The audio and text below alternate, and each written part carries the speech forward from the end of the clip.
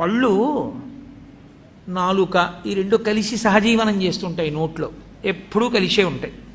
ఒకానొక నాడు నాలుక పళ్ళని అడిగింది, నేను రుచి ఒకటే చూస్తాను, కానీ నిజానికి కఠినమైన పదార్థాలని పెడితే నేను రుచి చెప్పలేను. ఓ పాలకాయలని చేస్తారు, అవి నేను చప్పరించలేను, కానీ మీరు పాపం కష్టపడి వాటిని నవిలి గుండ చేసి నా మీద పెడతారు. నేను చక్కగా ఇంత రుచిగా ఉందని దాని రుచి చూసి లోపలికి తోస్తూ ఉంటాను.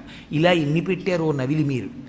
కాబట్టి మీరు నాకు ఎంతో ఉపకారం చేశారు, మీతో కలిసి ఉన్నందుకు నాకు ఈ ప్రయోజనం వచ్చింది. మీకు నేను ఏదైనా ఉపకారం చేద్దాం అనుకుంటున్నాను. కాబట్టి మీకు నేనేం ఉపకారం చేయగలను చెప్పండి. మీరు 32 మంది, నేను ఒక్కదాన్ని. 32 మంది కలిసి నాకు ఒకదానికే ఉపకారం చేస్తున్నారు ఇన్నాళ్ళ నుంచి.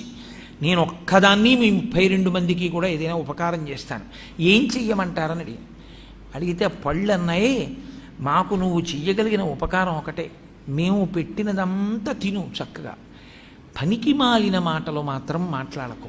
ఎందుకంటే నువ్వు పనికి మాలిన మాటలు మాట్లాడడం వల్ల ఊళ్ళో వాళ్ళు అంటున్నారు నీ పళ్ళు రాలగొడతానంటున్నారు. మేం చేసిన తప్పే, మాట్లాడింది నువ్వా, రాలవలసింది మేమా?